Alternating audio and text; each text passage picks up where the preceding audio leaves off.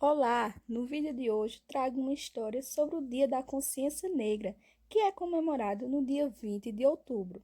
Então, o nome da história é Zumbi e o Dia da Consciência Negra.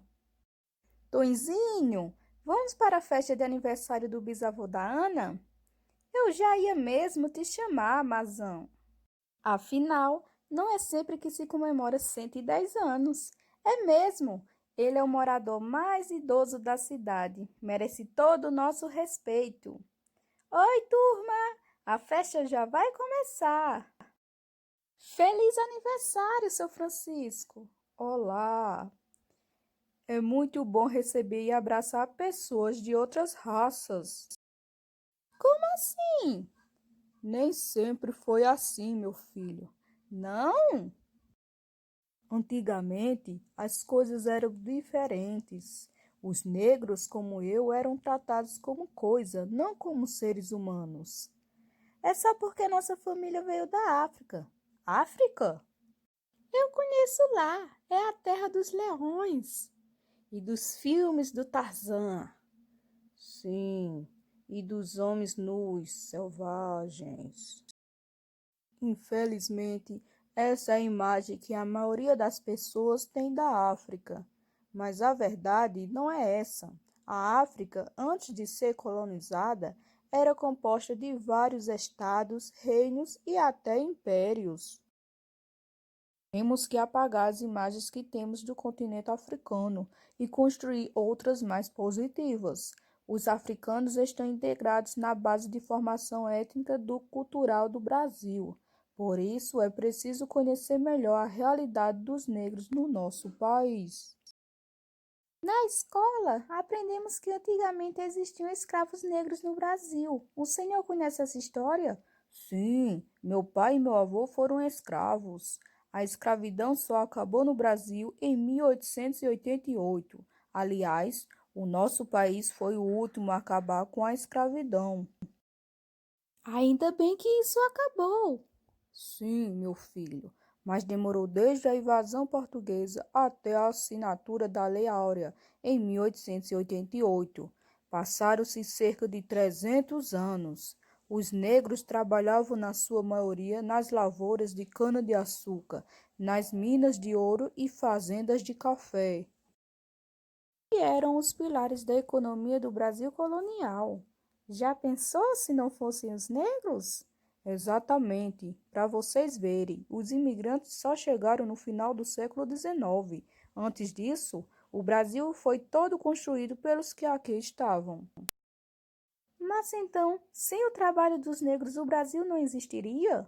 Sim, Tony. Inclusive, alguns políticos da época diziam isso. Mas, infelizmente, isso era usado para justificar a escravidão e não como base para reconhecer o direito desses seres humanos. Mas os escravos realizavam outros tipos de trabalho, não é? Sim, eram ferreiros, sapateiros, carpinteiros, vendedores.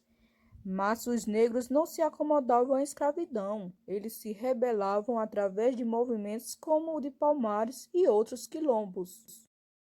O que eram os quilombos? Eram povoações escondidas nas matas, formadas pelos escravos fugitivos. Além das fugas individuais, haviam violentos combates contra os senhores e feitores.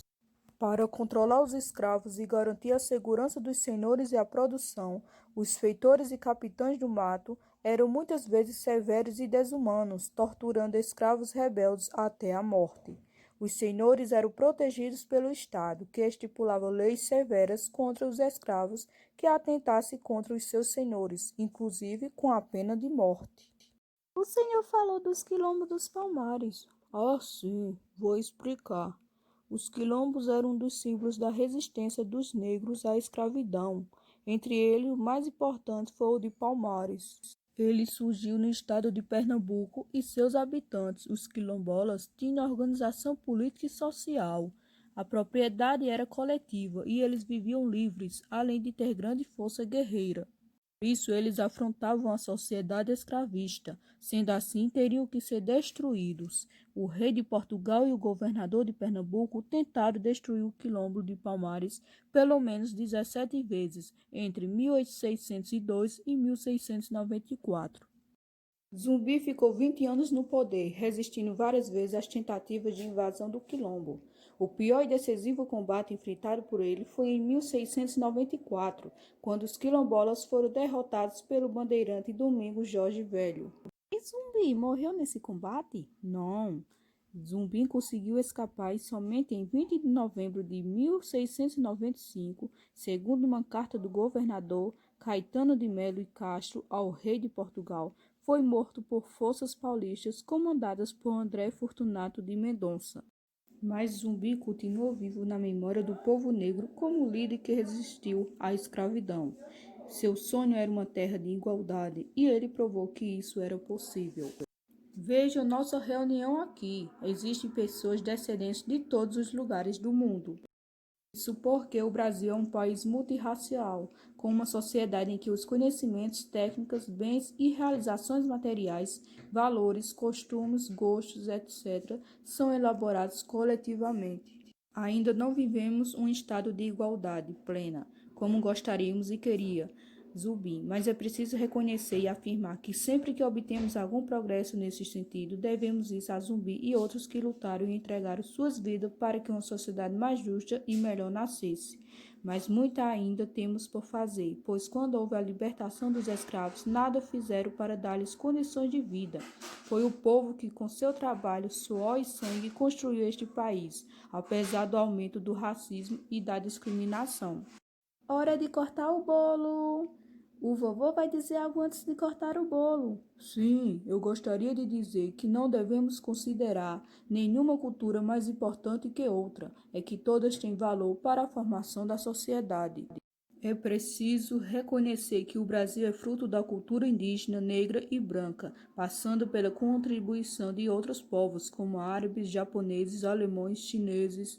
Para nós, negros e negras, a tarefa hoje é nos reconhecermos como sujeitos possuidores de direitos e lutar pelo reconhecimento do nosso valor na construção da sociedade.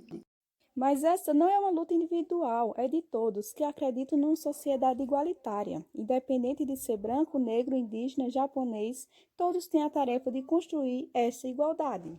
A festa foi maravilhosa, não havia muita fartura nem muito luxo, mas todos se divertiram bastante. E então, vamos fazer nossa parte para que sejamos iguais e repartir o bolo igualmente?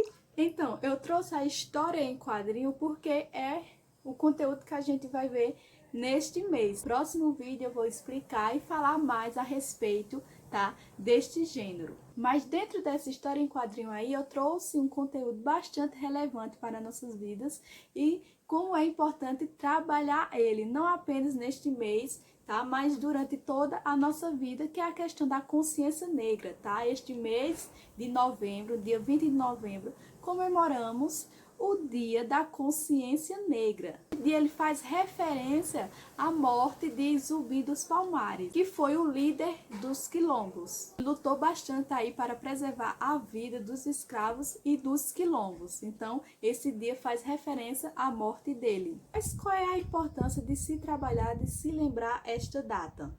Não é apenas para lembrar a morte de Zumbi dos Palmares ou apenas para homenagear ele, vai muito além disso. Este Dia da Consciência Negra é fundamental, é importante para lembrar as pessoas, evidenciar as desigualdades que ainda existem. Sabemos que o tempo da escravidão passou, mas ainda existe muita desigualdade por conta da cor de pele, tá? Os negros aí sofrem preconceito e discriminação ainda por causa da sua cor de pele. Então essa data é para repensarmos sobre nossas atitudes diante dessas situações. Então que essa questão ela seja trabalhada não só neste mês ou no Dia da Consciência Negra, mas em todos os dias tá? E tratar as pessoas de forma igual, tá? Sem julgar pela cor de pele ou outros preconceitos aí.